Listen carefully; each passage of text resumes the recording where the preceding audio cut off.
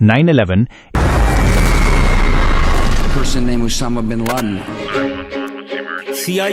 21वीं सदी की सबसे बड़ी और हौलनाक खबर थी, जिसने सिर्फ एक ही दिन में पूरी दुनिया के मुसलमानों की जिंदगी हमेशा के लिए बदल कर रख दी।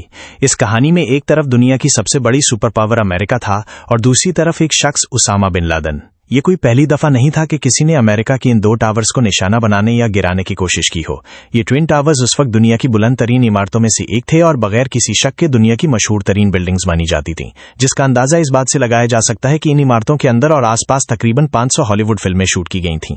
चुनाचा जो भी इन बिल्डिंग्स को गिराना चाहता था वो अच्छी तरह जानता था कि जब न्यूयॉर्क के दिल में वाक़ वर्ल्ड ट्रेड सेंटर की ये इमारतें गिरेंगी तो ये तारीख की सबसे बड़ी खबर बन जाएगी, बिल्कुल वैसे ही जैसे आजकल कोई बुर्ज खलीफा को निशाना बना दे।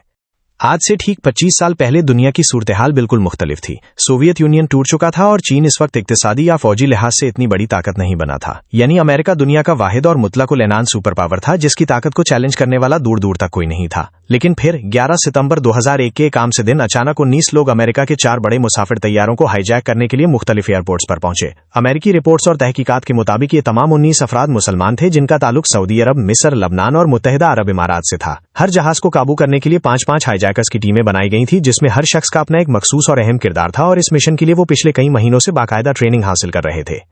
आखिरकार ये चारों जहाज अपने अपने एयरपोर्ट से रवाना हुए और जैसे ही उन्होंने फजा में बुलंदी पकड़ी, हाईजैकर्स ने अपने प्लान पर अमल शुरू कर दिया। तयशुदा मंसूबे के मुताबिक टेक ऑफ के सिर्फ 15 मिनट बाद पहले जहाज में मौजूद 5 हाईजैकर्स अपनी सीटों से खड़े हुए और छोटे चाकुओं और बॉक्स कटर्स के जोर पर पूरे प्लेन को सेकंडों में यरगार बना लिया। उन्होंने दोनों पायलट्स को बेदर्दी से कत्ल कर दिया और अपने साथी मोहम्मद अता को पायलट की सीट पर बिठा दिया, जबकि जहाज के तमाम खौफजदा मुसाफिरों को पिछली तरफ धकेल दिया। मुसाफिरों को साफ लफ्जों में बता दिया गया कि जहाज के पायलट मारे जा चुके हैं और अब ये जहाज सिर्फ उनका बंदा मोहम्मद अता ही सेफ लैंड करा सकता है। ये सुनकर मुसाफिर बेबस होकर अपनी जगहों पर खामोश बैठ गए, लेकिन सच तो यह था कि हाईजैकर्स इस जहाज को कभी लैंड करना ही नहीं चाहते थे। जब इस जहाज का नया पायलट मोहम्मद अता पैसेंजर्स को ये बातें समझा रहा था तो उसने गलती से जहाज के एक और बटन को भी दबा दिया, जिससे वो सीधा न्यूयॉर्क एयरपोर्ट के टावर के साथ कनेक्ट हो गया और उसने कहा, सब आराम से बैठ जाओ, हम इस जहाज को एयरपोर्ट की तरफ ही लेकर जा रहे हैं।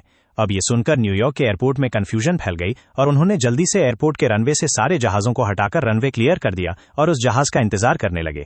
इसके बाद अगेन मोहम्मद अता गलती से दोबारा एयरपोर्ट के टावर के साथ कनेक्ट हुआ और उसने कुछ और बातें की। मतलब कोई इतने खतरनाक मिशन में इतना रिलैक्स कैसे हो सकता है।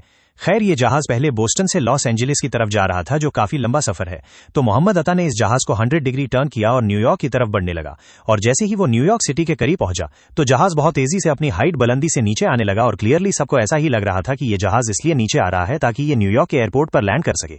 इसीलिए इधर एयरपोर्ट में भी ये देखकर सारे लोग उस जहाज का इंतजार करने लगे। बट काफी वक्त गुजरने के बाद भी जहाज नहीं पहुंचा और एयरपोर्ट में सारे लोग कंफ्यूज थे कि आखिर ये जहाज गया कहां। तो आखिर किसी ने आकर उन्हें बताया कि ये जहाज वर्ल्ड ट्रेड सेंटर की बिल्डिंग से क्रैश कर चुका है। अब सिर्फ एयरपोर्ट वालों को ही पता था कि असल में ये हुआ क्या है, लेकिन अमेरिकन मीडिया को इस बारे में कुछ पता नहीं था। इसीलिए हर न्यूज चैनल ने इसे एक बहुत बड़ा एक्सीडेंट कहकर ब्रॉडकास्ट करना शुरू किया। इस सब के दौरान अमेरिका का प्रेसिडेंट जॉर्ज बुश फ्लोरिडा में बच्चों के एक स्कूल में बैठा हुआ था, तो उनके सेक्रेटरी ने आकर खामोशी से उन्हें इस इंसिडेंट का बताया। तो उनका भी फर्स्ट रिएक्शन यही था कि ये कोई एक्सीडेंट ही होगा।